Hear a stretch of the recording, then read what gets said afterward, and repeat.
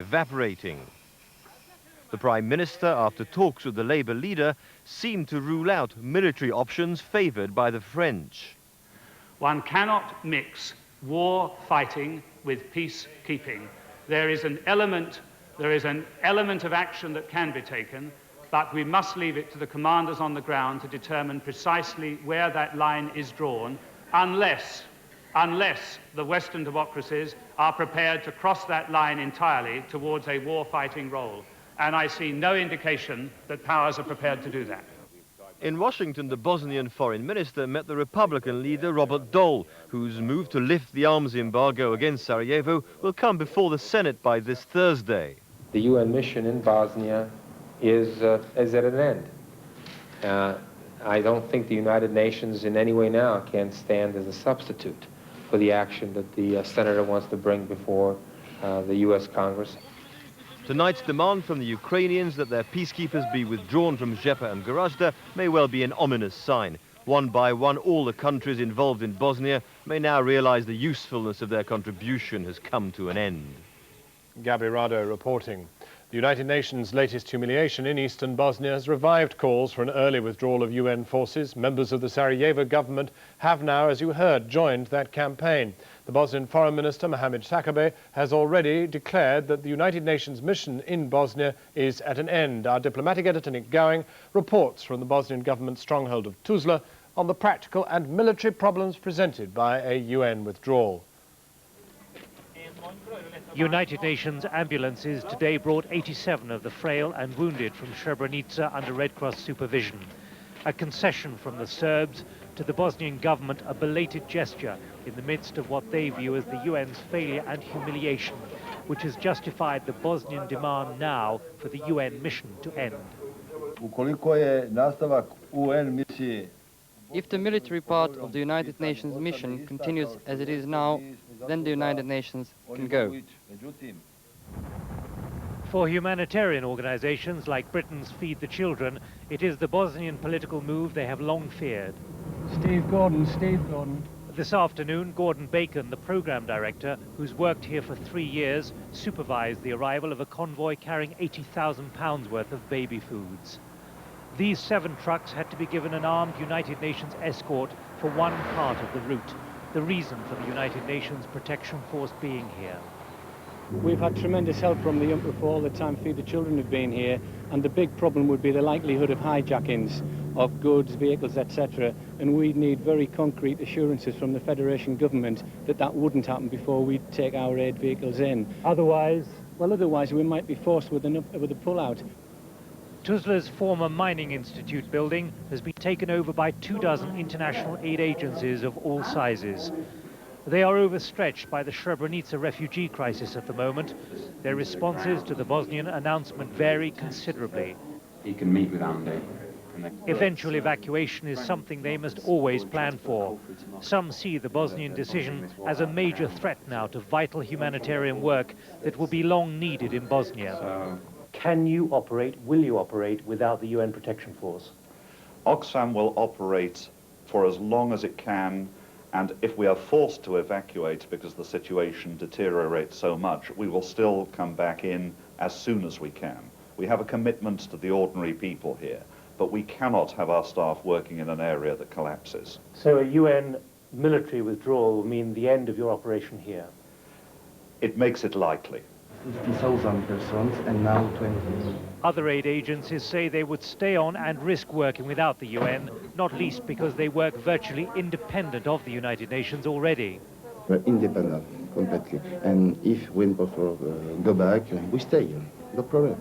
The only things that we do rely on UN for is basically security briefings that gives us a rough idea of what is happening in the area and around about. Otherwise you operate your own convoys? Yes, we do. You operate your own infrastructure? Yes, we do. And you don't rely on the United Nations? Not as such, no. Not as needing their presence to do our program, no. So you can stand alone quite happily? Yes, we have in the past, and we can do it again. Such agencies believe they can work without the UN because they were doing it at great risk 2 years ago when there were just 170 UN soldiers in the Tuzla area. Now there are 7,000. Today, the UN work has widened considerably to keeping Bosnia going. Water, roads, electricity, repairing the basic infrastructure, and providing services like rubbish collection, a role ignored by protesters. We want UNPROFOR to go out. They are not defending us. They are helping the Chetniks to butcher us. They are accomplices. But there is a sense that the apparent Bosnian anger against the UN may not be as deeply felt as the public emotion and political rhetoric suggest. As people are less informed, it's stronger it is. As they are better informed and thinking in advance, they understand that we can't be or survive without UNPROFOR. But the public feeling very much seems to be against the UN force Yes, now. no. Real anger. Yes, no. But it's not the first time. Bosnian politicians have different views towards the UN question. They range from preserving the UN here to asking the UN to go. And in most places, the UN has quietly cultivated excellent local relations. I'm going to the cafe to drink my coffee. I'm buying my bread at the bakeries. I don't see any difference, let's say, comparing to the period 2 or 3 weeks ago. So really a slight sense of surprise that they want to kick you out? No, I don't think that they want to kick us out. They have a political goal. And some Muslim UN battalions, like the Pakistani contingent, are seen here as great friends of the Bosnian Muslims, who are unlikely to be withdrawn when Bosnians are still enduring great adversity. The Bosnian government's announcement that, in their view, the UN military mission is over here may quietly be received with some relief in Western capitals. It does reflect an angry anti-United Nations mood among Bosnians, especially over the eastern enclaves. But as with Croatia's similar ultimatum earlier this year, which eventually led to a new UN mandate there may also be a significant level of political bluff. Nick Gowing, Channel 4 News in Tuzla. After the break, a full weather. It claims have been stranded inside Bosnian Serb territory since the fall of Srebrenica. Bosnia says that 1,000 people have been killed by the Bosnian Serbs while trying to make their way to the relative safety of Tuzla, and that thousands of others are being hunted down by Bosnian Serb forces with slim chances of survival. A few more Bosnian soldiers who had managed to fight their way through to safety arrived in Tuzla today, but not many. It was the thought of seeing their children again that kept them going, they said. That and the knowledge that if they surrendered, they knew they may well be killed. We were better fighters than the Serbs, this man said, because we had nothing to lose. It was life or death. But they brought news that many of their colleagues are now completely surrounded. Out of the 15,000 men who fled the enclave when the Serbs arrived, 6,000 have now reached Tuzla. The authorities estimate that a further 1,000 have been killed already by Serb ambushes, and another 8,000 are stranded somewhere on the way. The Bosnian government is appealing for help to rescue them. Their chances are very slim. Unless the international agencies get to these people to protect them, there is very little chance any of them will get out alive. People are being killed there every day. The UN has asked the Serbs to allow these men safe passage, but in this difficult and remote terrain, the Serbs are making no promises. These men are fighters after all. The Bosnian government must know that there's little the international community can do to help. The UN can hardly protect its own troops here, but it's a sign of how desperate it's become that it's made this appeal at all. Tom Carver, BBC News, Tuzla. Another so-called UN safe area is about to fall to the Bosnian Serbs. The UN says it is powerless to save Zepa and it's withdrawing its troops from the Muslim enclave. The Bosnian Serbs have also threatened to attack any troops or aircraft sent to reinforce the UN protection force in Gorazda. And in the northwest, another enclave, Bihać, has come under Serb attack. Serb shells hit Sarajevo today, just as they hit Zepa in the east and Bihać in the northwest.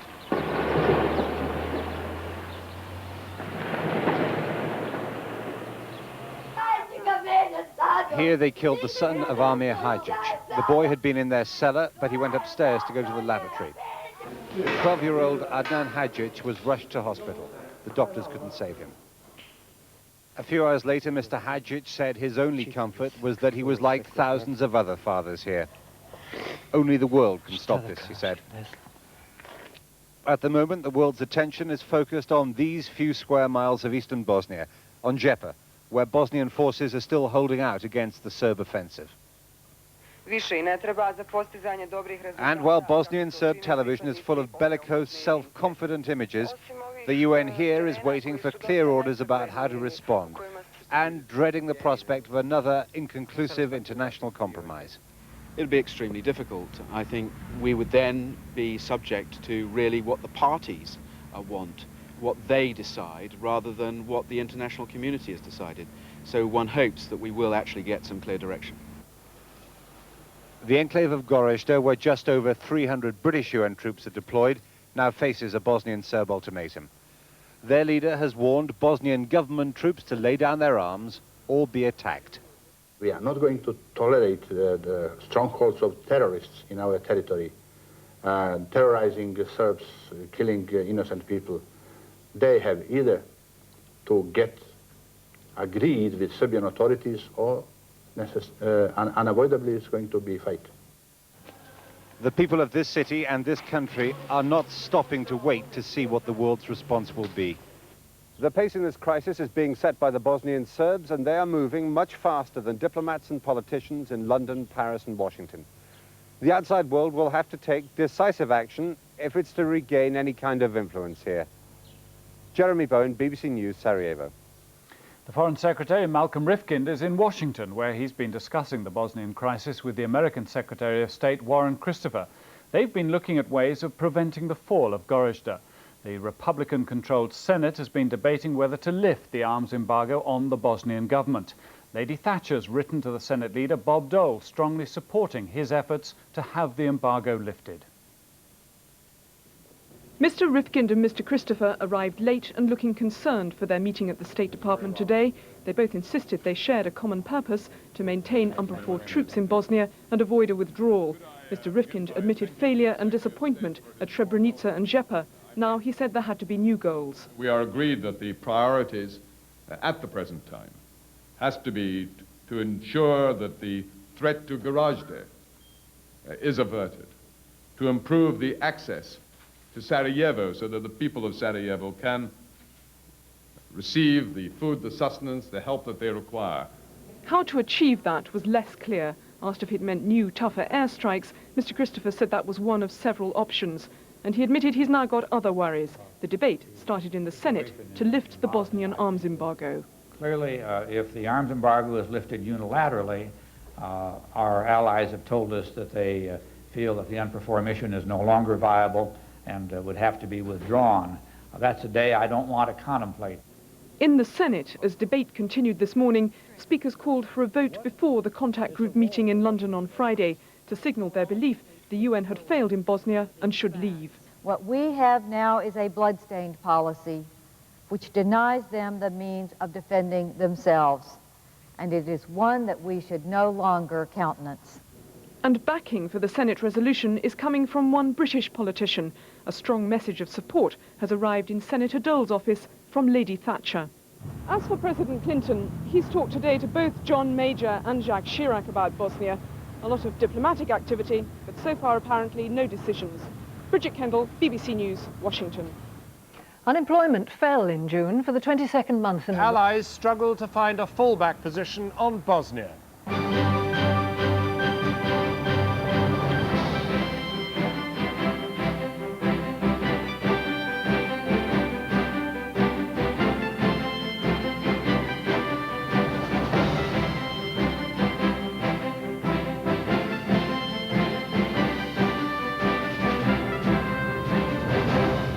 Good evening. The Foreign Secretary, Malcolm Rifkind, as we speak, is meeting with the key elements of the US administration at the White House. France, Britain and America are attempting to find a way of saving the Gorazde enclave, but appear now to have accepted the fall of all other safe areas to the Bosnian Serbs.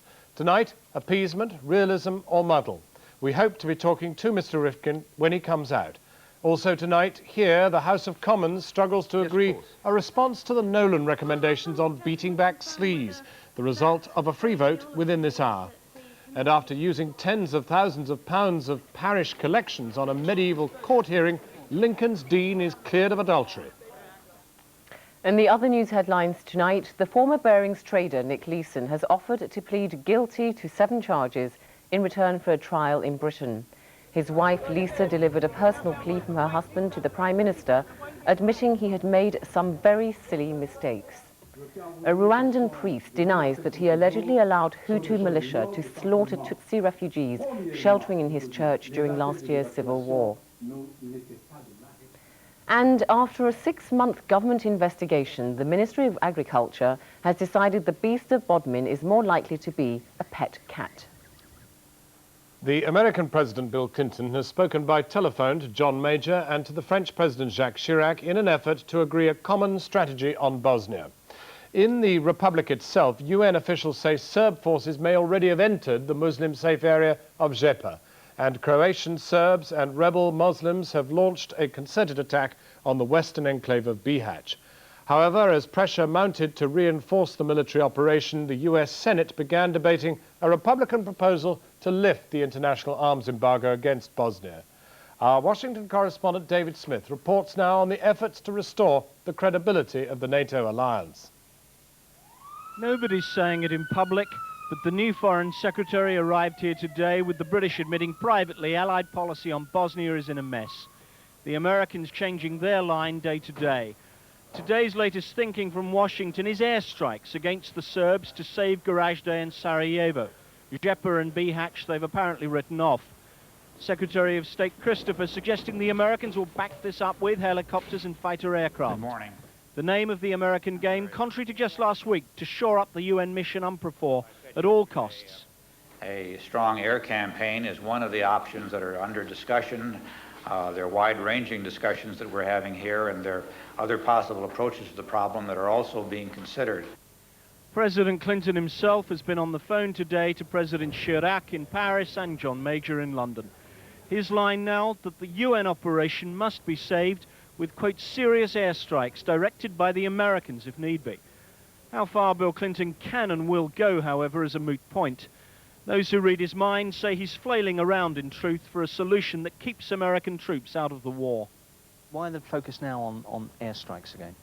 Well, it's a good way of getting the focus off of ground troops. I don't think the Clinton administration is prepared to go very far at all. The Clinton administration would like to see the present muddling through approach continued, try to get through another winter, not to have to face the question of putting ground troops in to help with a NATO evacuation. Try to get through another winter? Yeah, that's their hope. That's the best that they could hope for at this point, is the status quo. We will both today. The British, the French and others spending another winter in Bosnia. That, the Foreign Secretary told the Americans here at the State Department this morning. That's extremely unlikely, particularly if the United States lifts the arms embargo against the Bosnian Muslims. And the US Senate is in the process of doing just that right now. Enough is enough. It is time for the United States to end this failed policy of leaving the Bosnian Muslims defenseless. The Republicans have the votes to lift the embargo. Some Democrats are stalling to give the White House more time to reinforce the UN. Why don't we stand up today? Sarajevo has not yet fallen. Gorazde has not yet fallen. Zepa may fall, is in the process. Are we so weak? Are we so without guts and policy? But the only question is whether there will be such an overwhelming majority for lifting the embargo that not even President Clinton can veto it. This debate is about American leadership and American principles, about NATO's strength and credibility. How serious is the danger now of an open rift with the Allies if the United States lifts the arms embargo? I think that that's something we hope will not happen. We're working to prevent it from happening. Clearly, if the arms embargo is lifted unilaterally, our allies have told us that they feel that the UNPROFOR mission is no longer viable and would have to be withdrawn. That's a day I don't want to contemplate. Nor does this president want to contemplate what this will mean for him. His foreign policy role emasculated, a dilemma of whether to send American troops or not, and any semblance of NATO unity forever shattered. What we've seen over the past few days and weeks is the tearing away of the papering over of the rifts within the alliance. It's clear that there is no agreement, there is no common will, there is no leadership. This afternoon, the Americans expanded Foreign Secretary Rifkin's talks at the White House to include US generals. Everything the Clinton administration is doing, however, at this late hour, is seriously undermined by the prospect of Mr. Clinton's opponents going their own way on Bosnia now and lifting the arms embargo. David Smith, Channel 4 News, Washington. Well, our efforts to maintain the safe areas in Bosnia are under increasing threat after the Serb leader Radovan Karadzic warned his troops would attack UN forces if they tried to defend the town of Gorazde. Fighting also intensified around Bihać as rebel Muslim troops and Croatian Serbs bombarded the area. UN observers counted more than 850 explosions. It follows the fall of Srebrenica last week to Bosnian Serb forces and the continued assault on the mountain stronghold of Zepa. The enclave of Gorazde also remains at risk. Our Foreign Affairs correspondent Gabi Rado reports now on the plight of the thousands of refugees and the prospects for the remaining safe havens. Joy for a refugee family. This Bosnian soldier managed to slip through Serb lines to reach the safety of Tuzla and the arms of those waiting for him. Despite new arrivals, the vast majority of women are left disappointed.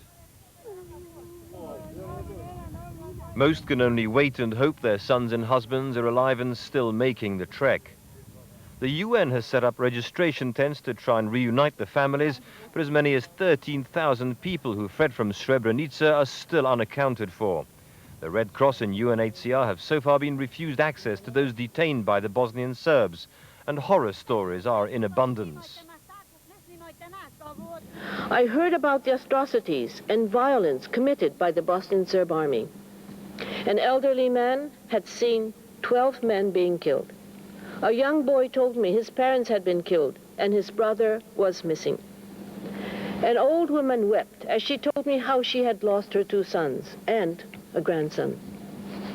Another woman spoke of young girls who were taken by the Bosnian Serbs. In an interview with David Frost, the Bosnian Serb leader was unrepentant, claiming military justification for the displacement of tens of thousands of people. We are not going to tolerate the strongholds of terrorists in our territory, terrorizing the Serbs, killing innocent people. They have either to get agreed with Serbian authorities or unavoidably it's going to be fight. The Muslim enclave of Zepa was still under bombardment today, but the Bosnian government defenders were holding out. The Ukrainian government announced an agreement with the Serbs on pulling out its 80 peacekeepers from Zepa and a similar number from Gorazde. The UN are talking about the imminent fall of Zepa. One of their more plain-talking spokesmen showed exasperation with member nations.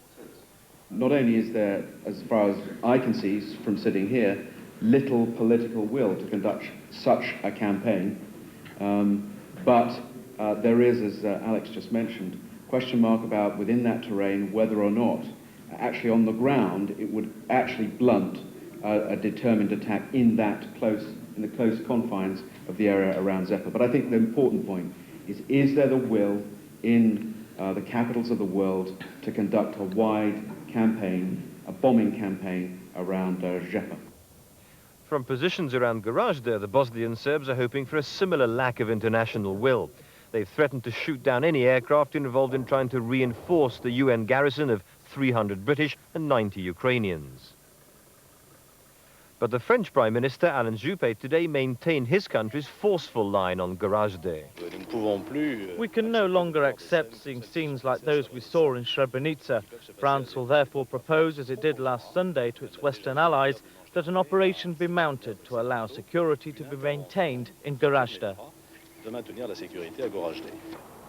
So although supplies for the British section of the Rapid Reaction Force continue to pour into former Yugoslavia, there are still conflicting messages coming from Paris and London on the practicality of saving Gorazde. The French appear to believe a limited operation could achieve the objective, while the British say any such action, if approved at Friday's London conference, would amount to the Allies declaring war, an option already as good as ruled out by John Major. Gabby Rado, and Reuters on my screen here are just reporting that they have it from a UN official that there are now Bosnian Serb troops in Zepa, that they may effectively control the town, if not the entire southwest corner of the enclave. We're joined now from our Westminster studio by Labour's Foreign Affairs spokesman Robin Cook. Robin Cook, it gets worse by the night and still the talking continues. It really is beginning to look as if there is nothing that can be done beyond talk about possibly trying to save Gorazde. Well, I think it is very difficult now to see how we can save Zepa. I mean, I myself, 2 months ago, did raise the future of the three eastern enclaves. If we'd taken action 2 months ago, then we probably could have perhaps saved Zepa and maybe even Srebrenica. We left the Srebrenica garrison at half strength throughout those 2 months.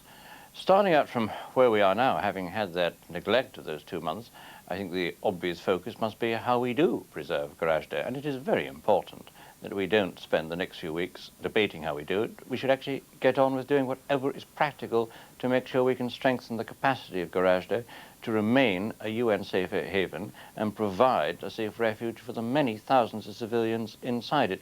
But we're confronted with a situation in which our key ally is torn asunder by this issue. You've got the Congress about, or the Senate about to vote to lift the embargo. You've got Mr. Clinton attempting to get at least some helicopters organised. It's very difficult in those circumstances to see what Malcolm Rifkin can come out with tonight. Well, I think you put your finger on what is one of the major problems of the Western international community response.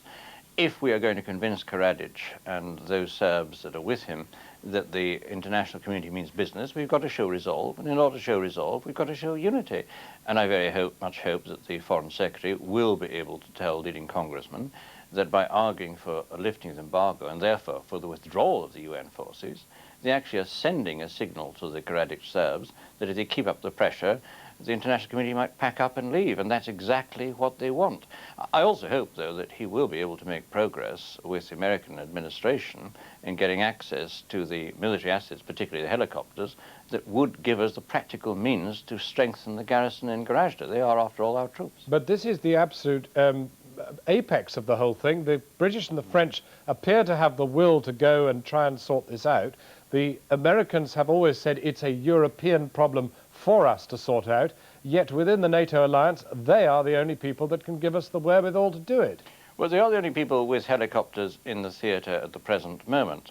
And I certainly do agree that the Americans must make up their mind. They cannot lecture the Europeans on the need to carry out active intervention in Bosnia and then themselves deny us the means to do that. But we also do have to ask, John, why it is that the British government and the other members of the UN force have left this garrison in Gorazde for the past year, a small garrison entirely surrounded by Karadzic Serb territory, without having contingency plans for how we would reinforce them if they did come under threat.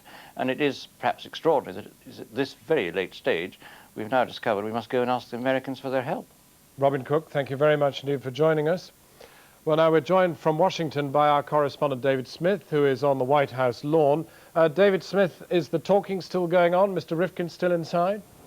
Yes, it is, John. I gather that the talks have been expanded now to include the chairman of the Joint Chiefs of Staff, General John Shalikashvili, who was in London a few days ago, and also the US Defense Secretary William Perry. They've come here to the White House instead of Mr. Rifkin going to the Pentagon to see them a little later.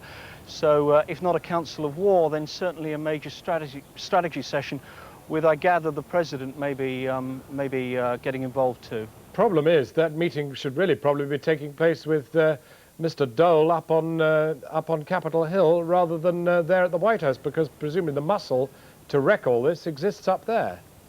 Oh, absolutely, and there's a sense of unreality about what's going on here at the White House today, because here is the administration, the National Security Advisor, the Foreign Secretary, the US General in charge of it all, the Defense Secretary, talking options, when in fact those options, be they airstrikes, be they helicopters, be they reinforcing Gorazde and Sarajevo, which seems to be the bottom line at the moment, all of those really will be fatally flawed if in the next few hours, as we expect, certainly by tomorrow by the sounds of it, the Capitol Hill has voted to lift the embargo. That may take a few weeks to actually implement, but the message for everybody, most of all the Serbs, will be that America does not speak with anything like a unified voice. David Smith, thank you for the moment. And Mr. Rifkin has said that if he gets out in time, he will come straight to talk with us, and we hope to bring that to you later in the programme. Now here, plans by the a conversation with the mayor of Zepa, who says it hasn't fallen yet. That's right. He's on a radio link with Sarajevo, and he says that although there are people running around in panic in the streets of Zepa, the Serbs haven't actually taken the town. But one of the most extraordinary things he also said was that the commander of the UN garrison there, of the 79 Ukrainians in Zepa, has defected, has switched sides, has gone over to the Serbs, while the rest of his men, the Ukrainians, are keeping solidarity with the people of Zepa. This does conjure up sort of extraordinary scenes of chaos at the moment. Now, one of the things I gather that the mayor is saying is that his people have got to be airlifted out of there, a hopeless proposition given the talks going on in Washington. Yes, that's right. He's saying that he's appealing to the international world. He's actually implying that the Zepa is going to fall any minute or any hour.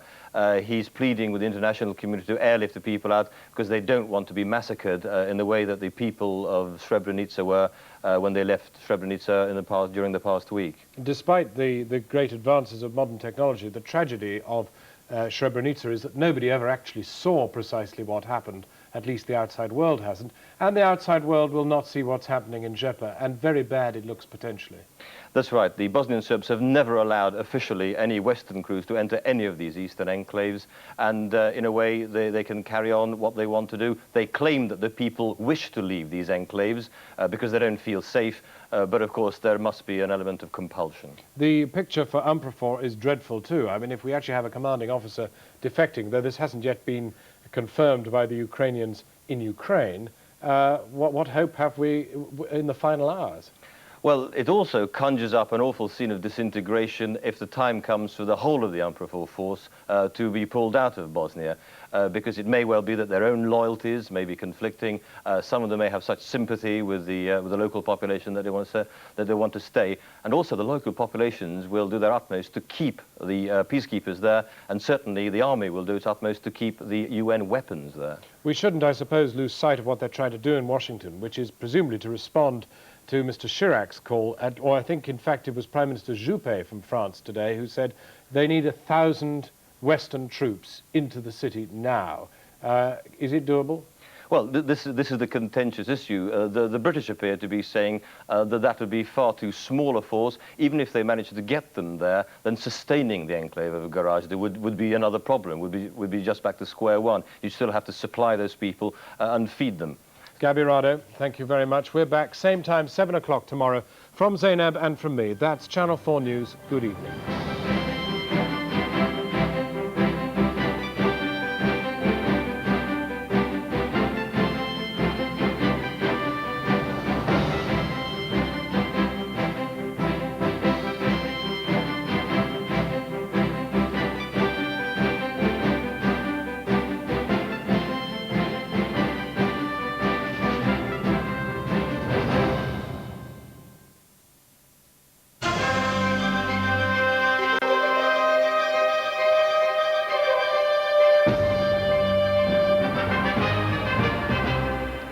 Sir Richard Greensbury tells the Chancellor to look again at the tax changes which have hit thousands of modestly paid people.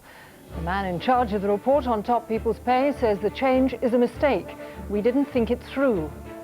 A trial of strength with the Bosnian Serbs, America proposes large-scale airstrikes if they continue to attack safe areas. Calls for a review of home leave after a man is convicted of a murder committed when he was on release. And the Queen Mother leaves hospital after an operation to remove a cataract.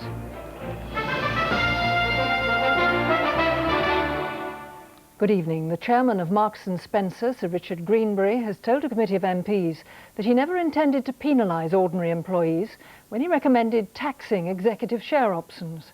Sir Richard was giving evidence to the Employment Select Committee following his inquiry into top people's pay. He said he'd written to the Chancellor, Kenneth Clarke, appealing to him to reconsider the tax changes he made on Monday. The proposal to end tax concessions on share options was the central piece of legislation outlined in the Greenbury report. It emerged today that Sir Richard himself didn't support the idea, but he was outvoted by other businessmen on the committee. Today, the Marks and Spencer's chairman told MPs that the committee hadn't thought the idea through or realised it would hit lowly paid workers as well as high-flying executives. The Chancellor said he's changing the law on share options, but Sir Richard urged him to think again. I today have written to the Chancellor saying that that was not the intention of the committee, and I hope that he will re-examine it. And as I know him to be a reasonable man, I hope and believe that he will do so. If he chooses not to, well, I can't do any more. I've made a recommendation. I think that it is a mistake in our recommendations, and therefore I have written to him as quickly as that mistake has been brought to my attention, asking that it be reconsidered. And that's all I can do. The Asda supermarket chain's been leading the opposition, saying shop assistants on £6,000 a year would now find themselves paying income tax on their shares. The company's new share option package only came into operation today. Asda was delighted at Sir Richard's plea to the Treasury. Well, this adds to the growing weight of opinion that there has been a mistake, and that really it's time that something was done and the situation was changed in some way so that lower income earners could actually get the full benefit of the share options and keep their shares and add to wider share ownership. The Treasury said tonight the Chancellor was aware what Greenbury might recommend, which was why he'd announced the law change to coincide with the publication of the report on Monday morning. He'd respond to Sir Richard's letter in due course. The Marks and Spencer chairman seems fed up with the whole episode. I don't like being in a crossfire between politicians and a crossfire between industrialists and a crossfire between shareholders and a crossfire between the members of the press. This was the first inquiry he conducted, and it'll be the last. John Fryer, BBC News. The US Defense Secretary William Perry has called for large-scale NATO airstrikes to protect Bosnian Muslim enclaves against further attacks by the Bosnian Serbs. He was speaking as thousands of Bosnian Muslims prepared to flee the enclave of Zepa, which the Bosnian Serbs say they now control. The Bosnian Serb general, Ratko Mladic, says the Muslims in Zepa have surrendered, but this has not been confirmed independently. Already, the first refugees from Zepa are making their way to Bosnian government territory. The UN has set up a reception camp at Kladan on the front line with the Serbs. The camp has already been shelled, and the UN says it cannot guarantee the refugees' safety. General Ratko Mladic, commander of the Bosnian army, felt like showing off when he entered the Zepa enclave. The Bosnian Serbs insist they've taken Zepa and broadcast these pictures to prove it. They show General Mladic negotiating what the Serbs say was the Bosnian surrender. The talks were held at an observation post that had been manned by Ukrainian UN troops. The general met representatives from Zepa in a session which the Ukrainians monitored. They told him that maybe 10 families wanted to stay, then discussed how the others would leave. General Mladic asked if they would give up their arms and their vehicles, and they agreed. The Serbs laid on refreshments. Before they went back to Zepa, General Mladic asked them if they trusted him, and they said they did. In Sarajevo, the UN says it still can't confirm that Zepa has fallen. The Bosnian Serbs are claiming that it's fallen. We've certainly evidence that they're into the enclave to some extent, but our Ukrainian peacekeepers north of the town still say that there are no Bosnian Serb troops in Zepa town itself. In Zenica in central Bosnia, Turkish UN troops are preparing another refugee camp. Thousands of civilians are reported to have fled Zepa, and the UN is expecting many more will be delivered to frontline crossing points in the 60 buses the Serbs took to Zepa this afternoon. But the UN has been told by the Serbs that men between 18 and 55 years of age won't be coming. They'll be detained as prisoners of war.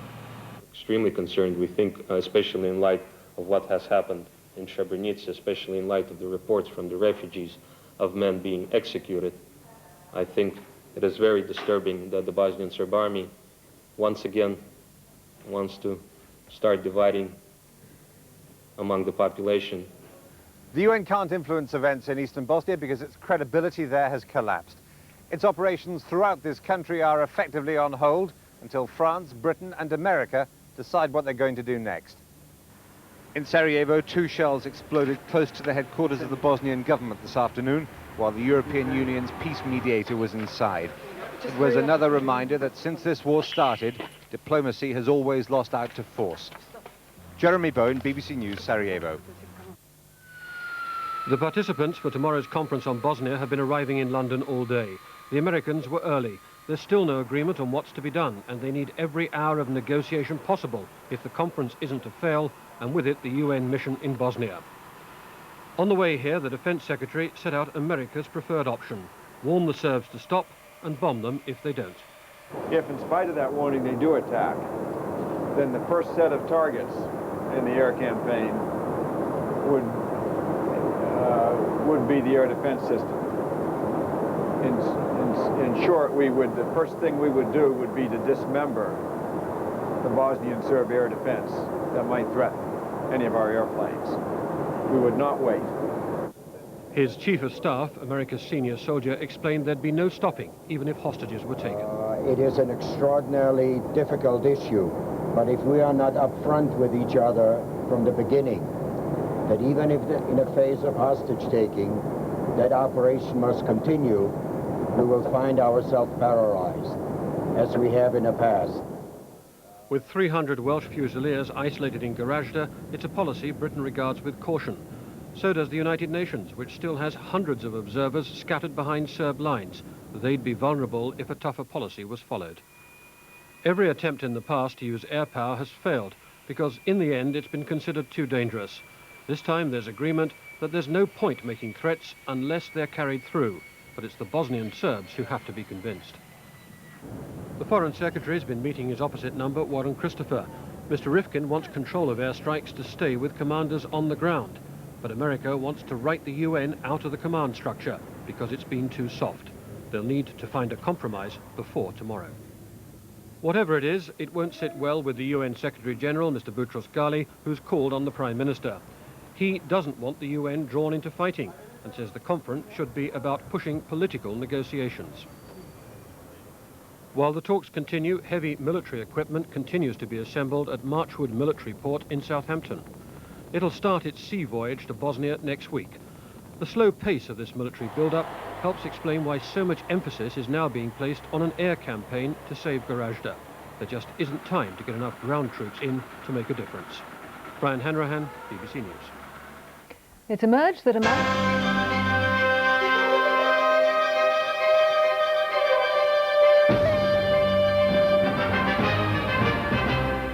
The international meeting in London is still working out an agreement on what action to take against the Bosnian Serbs.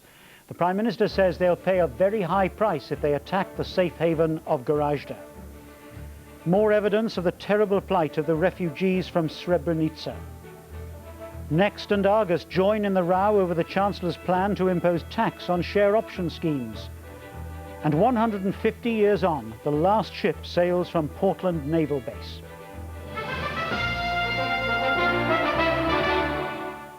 Good evening. The Prime Minister has warned that the international community will inflict a very severe punishment on the Bosnian Serbs if they attack the Bosnian enclave of Gorazde. Speaking at the crisis conference of representatives of 16 nations in London, Mr. Major said they would pay a very high price if they attempted to seize the UN-protected area by force. He warned that the conflict in Bosnia was now at a turning point, closer than ever before to all-out, unrestrained war. The meeting is due to end at any time. Brian Hanrahan has been following the day's progress. The future of the United Nations in Bosnia hangs on the outcome of this conference. We should have had the conclusions by now, but they're still trying to draft them. If they can't find something acceptable, then they accept that they have no option but to order the UN troops to go home. And the only workable plan that anyone has been able to think up is to threaten more airstrikes against the Bosnian Serbs. The problem the conference faces is making its outcome sound credible. After years rehearsing the problems with airstrikes, now they have to convince the Bosnian Serbs that they're serious about threatening them. The Prime Minister opened proceedings by saying they simply couldn't continue without a united policy. The Bosnian Serb leaders have threatened Gorazde directly. I believe that we should decide today that they would pay a very high price if they tried to carry out those threats. Our response to an attack on Gorazde should be very severe. The United States wants control of any air campaign taken away from the United Nations and says even hostage-taking shouldn't stop it. Secretary Christopher suggested that we deliver an unambiguous ultimatum to the Bosnian Serb leaders that an attack on Gorazde will be met by a large-scale use of air power. Over lunch at a local restaurant, the French foreign minister changed France's position. He slipped out of the conference and told reporters that France would fit in with America's plans, rather than insist on reinforcing Gorazde. He insisted they must draw a red line in the sand to protect Gorazde and Sarajevo. As the conference continued, German tornadoes were being moved to bases in Italy. They have special equipment to locate and destroy Serb radar batteries, exactly the kind of equipment needed for the kind of large-scale bombing campaign favoured by the United States. But Britain has been arguing for a more graduated approach and insists that UN military commanders should have a vital role in ordering airstrikes. Behind the scenes, officials have been trying to draft a form of words which would overcome these differences, while still producing a plan that would stop the Bosnian Serbs. The Russians still haven't declared their position publicly. They're known to be opposed to airstrikes, but the Western delegations here are confident that they won't block the outcome, because they won't want to be blamed for the collapse of the UN mission. Martin? Brian, do you think we're going to see clear orders going out tonight to attack the Bosnian Serbs? No, not immediately from here, for two reasons. One is that they are producing a political document which will have to have shades in it to allow the Russians to support it. So it won't actually say, we are going to attack the Serbs. It'll issue some kind of threat to them, which will have to be picked up. The second reason is that they're hoping they won't have to attack at all. What they're hoping is that if they can get a confident enough position, the Serbs will believe it, they'll be deterred. It's the threat of airstrikes that's coming out of this, not airstrikes themselves. But if they do have to launch massive airstrikes, that won't be a simple solution to this, will it? No, it won't. It'll be a huge game of bluff, because it will involve the possibility of hostage-taking. It will involve the question of pushing on, as the United States wants to, an overwhelming air power campaign, or as Britain wants and as others favour, going at it more slowly. And there'll still be these tensions, which the Serbs will obviously try to take advantage of. Brian, thanks very much indeed. And that decision from the meeting could, of course, come at any time. Jill. In Bosnia itself, government forces who are refusing to surrender the so-called safe area of Zepa to the Bosnian Serbs have threatened to shell the UN compound there. They want the United Nations to send a senior officer to act as a mediator. There's little doubt now that the Serbs will capture the enclave, which shelters 17,000 Muslims. But it was the fall 10 days ago of the safe area of Srebrenica to the Bosnian Serbs which precipitated today's emergency conference. Thousands of refugees fled to Tuzla, bringing with them reports of Bosnian Serb atrocities. The BBC has obtained exclusive film of their flight. These pictures were filmed 3 days after the fall of Srebrenica, as some 6,000 men and boys scrambled through hills and minefields to escape the Serbs. The distraught, the weary, the wounded, driven on by the horrors behind them. The Serbs were mutilating some of those they caught, said this man. He saw soldiers cutting off noses, ears and limbs. Claims which can't be corroborated, but the stories of Serb atrocities are too numerous and too consistent to be discounted. The many wounded indicate the intensity of the fighting for Srebrenica. Although defeated and retreating, the Bosnian army did bring out their weapons, but very little else. They said they were forced to eat snakes during their 6-day march. Only occasionally were they able to pause and rest. Among the exodus were a few women, but for the menfolk there was raw anguish for wives, mothers and children whose safety they had no idea about. This man said he considered suicide after seeing friends shot. The Serbs were wearing UN uniforms and had one of their armoured cars. My colleagues gave themselves up thinking they'd be taken to Tuzla, but they were captured and killed. These men did get through to Tuzla, but there are still some 11,000 people missing. There are unconfirmed reports of massacres near Bratunac and Karakai, with as many as 1,600 men killed in one day. The UN want to investigate but can't get access. Bedraggled and exhausted at the end of their walk, there was relief from those who'd made it. It was terrible, but at least I'm here, said this man. These scenes are likely now to be repeated from Zepa. The men from there have already taken to the hills. Matthew Meriwala, BBC News, Tuzla. Today's conference is not the first of its kind. 3 years ago, a similar meeting in London failed to find a solution to the conflict in the former Yugoslavia. Our correspondent Martin Bell has been tracing the events which have led to this point in the crisis. This wasn't Srebrenica last week, it was near Zvornik more than 3 years ago. The trail of tears has been winding in eastern Bosnia for that long. Everything's are happening now. They have been happening since 2-3 days. It's a terrible, terrible terror which has been made and which is being made right now. Then, as now, the people of Sarajevo were dodging the sniper fire. The UN was on the streets, probably saving more lives with a platoon than it now does with a division. The politicians were coming and going, Mr. Douglas Hurd among them. But it was a sense of drift and political indirection which led to the idea of a London conference. This was the first one, August 92. All the parties to the conflict were at it or close to it and gave undertakings which later proved to be worthless. It launched Cyrus Vance and Lord Owen on their quest for a global settlement, which they knew was a race against time as the war around them widened.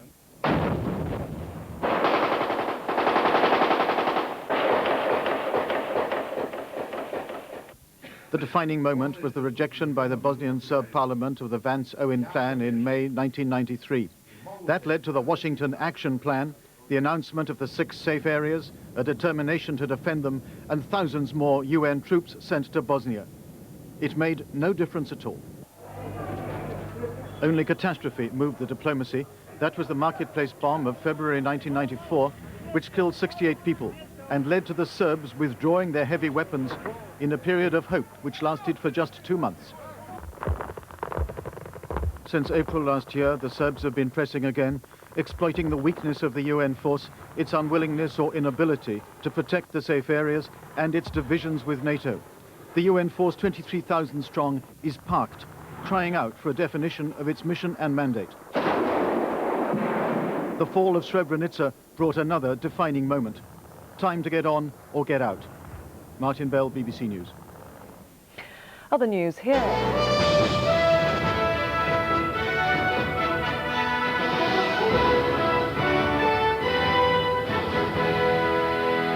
The UN in Bosnia says it's disappointed with the result of yesterday's London conference.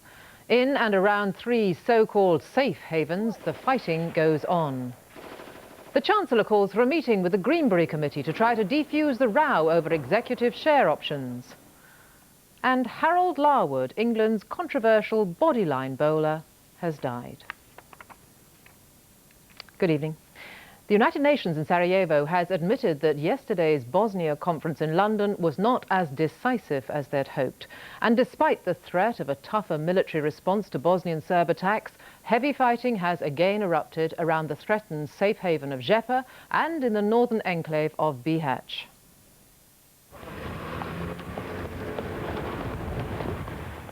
Nobody feels any safer in the Sarajevo safe area today. Those few people who still take much interest in the outside world, and after all they've been cut off for 3.5 years, are all too aware that NATO's latest guarantees only name the enclave of Gorizda. The residents of this flat in central Sarajevo were at the receiving end of the Bosnian Serbs' first response.